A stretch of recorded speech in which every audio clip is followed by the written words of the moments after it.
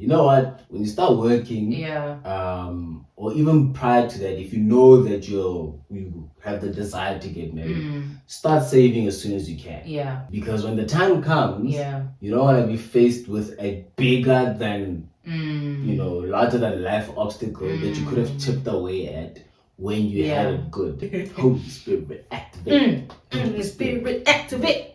Activate. Activate. Holy Spirit, activate. Okay, cool.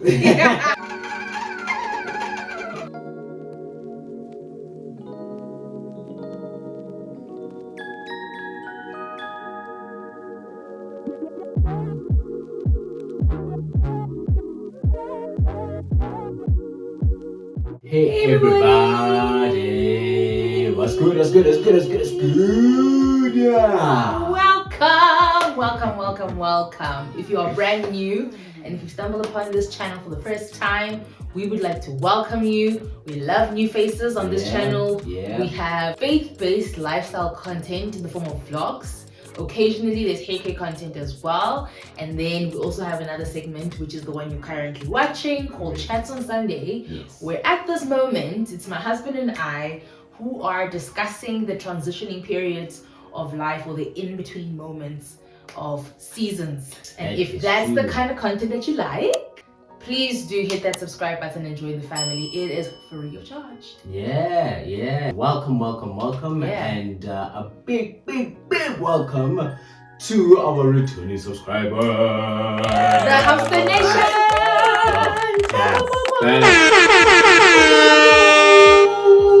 We are so amped to have everyone back and joining us on this in-between chats about life, sipping some tea, because tea's good. The tea's good, guys. And if you've noticed, Mr. Habster decided to take his mug back. He wants to be the head of the household again. So I did not contest that. I'm back. I am back. So welcome back. And we're so excited to be doing this series. We're currently in our journey to marriage, from dating to marriage, and to current life. So thank you so much for joining with us. If you've seen the first 3 episodes, and it's been 3 episodes already. It's been 3 episodes already, and this is episode 4. But before we get into that, we have our icebreaker. I opened the jar last time, so I will hand the reins over to you, sir. I got my mug back, I got the jar back. I'm rolling, see me rolling. Restoration of power. Yeah. I need to shake it all up. Okay, open up. Okay, should I hold the jar for you as you take out the questions? Alright. Okay. Some are stuck onto each other. So. Yeah, that's fine. Let's grab some. Let's grab this green one. Green. Okay, let me help you. Okay. Here we go. Alright, and what does the question say? Oh my goodness. Hey, this part. Guys, your icebreakers now, okay? Okay. Oh, this is a nice one. Okay. Alright, so this reads, what is your favorite quality in a person? I know who asked this one. It's a friend of mine. Of course. My favorite quality in a person could be summed up to honesty. Because I feel like honesty touches on integrity, touches on trust. You can't trust someone who's not honest. And if you have a high EQ, you are aware to be honest in a loving way. So there's brutal honesty, but then there's also honesty that comes with grace. And to be able to exert that, you need to have an emotional some emotional intelligence to read the room. So it would be honesty. That's good. That's really cool. Mine would be RESPCT. Respect. Okay. Okay. Because I do feel like, as well, in terms of that quality, it does cover a multitude of things. Particularly when we are talking, respect says listen and engage. Respect says, be honest if there's something that's, not necessarily sitting well with you. Yeah. Respect means being able to also take feedback. That is, yes. Yeah. So a lot of the things that we have as people that are flaws, generally compromise on this. Like if we're lashing out because someone was not happy about something that you did, it's easy to just be like, don't touch me in my studio. But the respect factor means that, okay, I hear you. Yeah. And we can move on from there. Yeah. So definitely respect. I love that one because it also allows for when there are disagreements, and even in the end, after deliberating, and both parties still agree that they are on opposite ends of the spectrum, they can respectfully agree to disagree. Yes, which is possible. Yeah. It can be done. It can be done. It can be done. So that's a quality that I value highly. I love it. So the Habsters value honesty and respect. So sharp. Thanks for the question. Okay, so today's topic is, are you okay, ma'am? Sorry guys, we're filming in the night. Had a long day.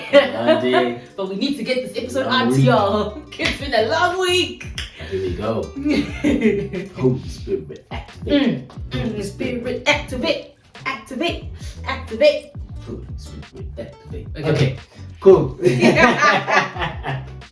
Today's episode, we are going to talk about our journey through actually coming out to the parents that we're dating, because the last time we spoke with y'all, we had introduced each other to each other's parents, but as friends. As between. So just a bit of a recap. I initially met Mrs. H's dad at a time when she was still in varsity in Joburg. And subsequent to that, I then met Mrs. H's sister, my sister in love. Yeah. Rich ain't. when Mrs. H's dad was fetching her from her and they were heading back home. Now, what then happened subsequently was Mrs. H bought her first car. Yeah. And my beloved cousin brother, my big brother, was like, hey dude, she has to drive far. We're talking about a 3-hour drive. Somebody must accompany her. And so I went and accompanied Mrs. H for her first long distance drive to her home. Then I got to meet my mother. Yes, my now mother-in-law. And my brother. Which was, absolutely amazing, nerve-wracking. So, fast forward a couple months later. Once a year, your family would go on a young family trip. And my beloved mother-in-law was like, who's that friend of yours? We are going away. On the trip, doesn't he want to come with? Maybe like to come with. And we've never invited friends to this family trip. And I should have just known. Actually, no, I knew. Clearly you made an impression for my mother to consider you to be invited to this family trip. Guys, we never go with friends on this family trip. We went as far as inviting family members. And even then, it was their kids that were invited, not the parents. Romantic. So it was aunts and uncles' kids that were around our age. That was as far as we went. But when she extended the invite to Mr. Habster, I was like, what? Okay. I will not contest this. Sure, ma'am. Yes, ma'am. I will bring my friends. I became a sibling. He became a sibling. Became a sibling. So hey, look, multi-layer friend, sibling. So here we are. We're headed off Yeah. to this destination by the coast. Yeah.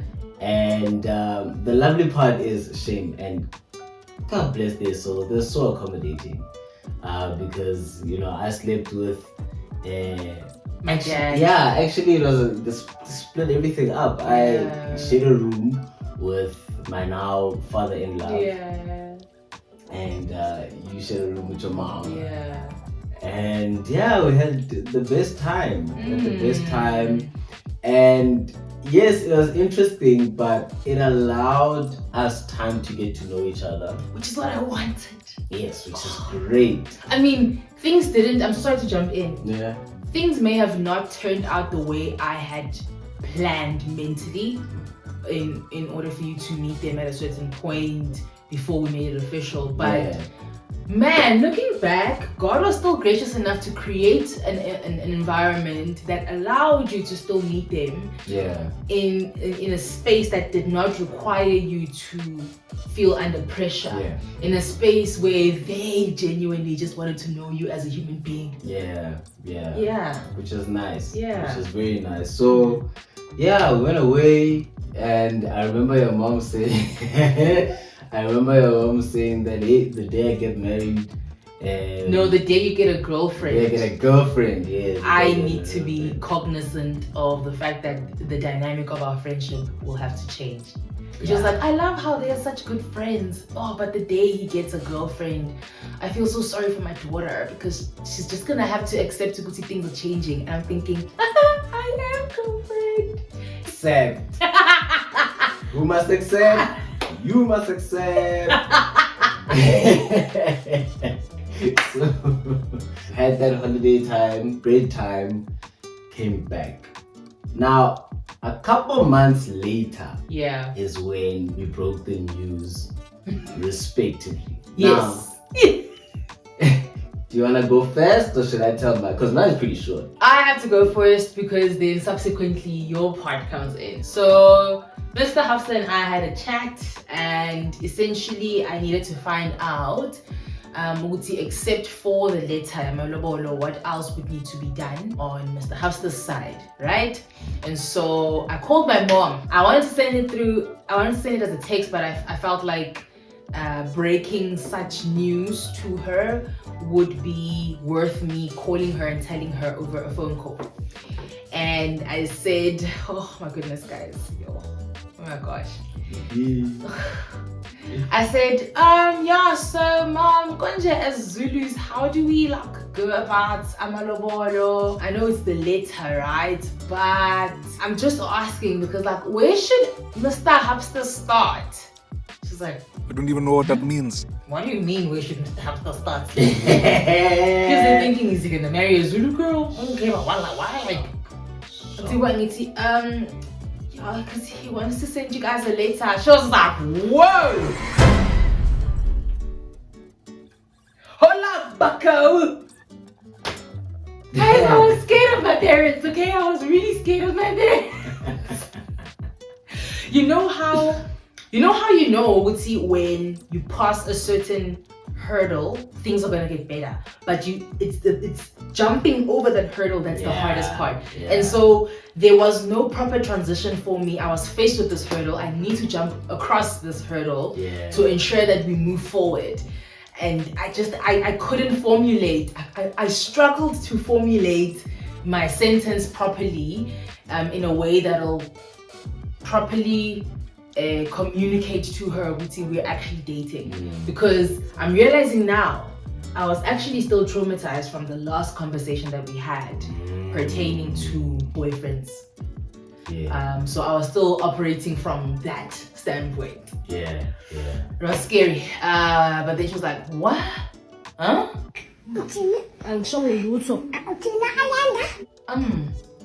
What are you telling me? What else that you're telling me? I was like, Mr. Habster and I are dating. I mean, I knew she couldn't do anything about it. I'm working now, I've graduated, I've done all they needed me to do. The prerequisites are done.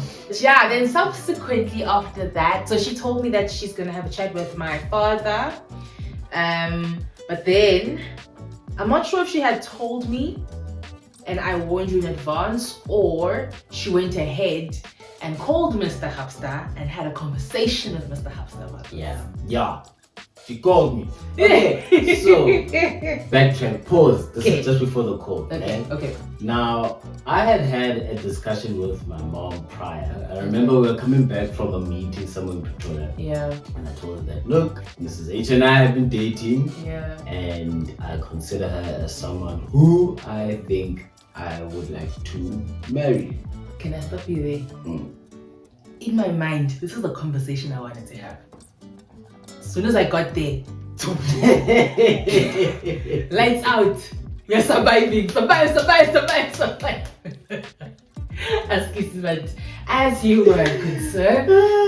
Yeah. So I'm here telling my mother, and she's like, oh, okay. So how long have you guys been dating? And I tell her that, look, it's actually been a while. Yeah. I think she's the one. I think I'm ready. She's like, oh, okay, no, you'll tell me. What are your timelines? Okay, I tell her. She's like, oh, wow, she asked, what are your timelines? Yeah. Wow. Yeah. Now, at that time, I was studying part-time. Yeah. Hey, get a phone call. Hey, what's going on? Yeah. Hey, get a phone call from Mrs. H's mom. A Zulu woman, son, from KZN. But she was sweet, eh? She was quite sweet. Yeah. She was, talking about dating and getting to know each other and all these things. She probably thought that, nah, we are still fresh in it. this is still fresh in it. Can't we carrying 5 years of experience? Yeah, sure. We were carrying quite a few. We had some mileage. Some mileage. Yeah. But, I told her that, look, we actually have been, but, out of respect for you as parents, I didn't want to come there and rock up and just say that, hey, I'm a boyfriend, because that now changes the dynamic. And so, I didn't want to just frustrate the situation. But alas, we had a chat, and then we said, okay, we'll chat again. So, then comes the point whereby I need to now send a letter. So tell my mom, hey, okay, this is the time. Sure, I'm ready. I write this thing. Yeah. First thing my mom asked, do you have money? That's a good question. Do you have money? Mom enough? That was a good question. Because more often than not, most people out there aren't prepared. Yeah. They desire it, but then they don't position themselves for it. They don't prepare themselves for it, even monetarily so. Correct. And shout out to the guys that were with us and with me in the journey. Because at the time, guys that were going to church with the student ministry were like, you know what, when you start working, or even prior to that, if you know that you have the desire to get married, start saving as soon as you can. Because when the time comes, you don't want to be faced with a bigger than, larger than life obstacle that you could have chipped away at when you had it good. So big shout outs to our previous pastor and the guys that we're working with during our intensive group days. And that informed why we agreed to date for 5 years, because we wanted to give each other time to be not necessarily established per se emsebenzini, but to have enough money or accumulate enough money for us to have a living together. So obviously for Mr. Habster it would be amalobolo, paying for the dowry, but also on my end ensuring that we don't start off on debt after the wedding. So that at least we are able to carry each other financially in that sense. So that's why apart from the fact that we were broke students in the beginning, that's why we had put a timeline to allow time for funds to accumulate for that. That's so true. So that helped a lot. And I was like, I think I have enough, but let's write the letter. We're gonna find out. Yeah. We're gonna find out. Yeah. And that's when the journey began of going to each other's families, for the families to meet and discussing things like mahadi. Yeah. So yeah, basically the parents didn't have a lot of time to kind of digest the fact that we're dating. Shame us skis, guys. Yeah. We had a timeline, but shame. Looking back, I probably would have involved them in it a bit sooner. But I was a traumatized child who was under pressure. I didn't know better, guys. We learn in hindsight. We learn in hindsight. The parents are not monsters. They're actually very sweet. They are. And this is where you get to see parents just care. Yes. They do care. Yes. So, yeah. So that's how the story began. Yeah.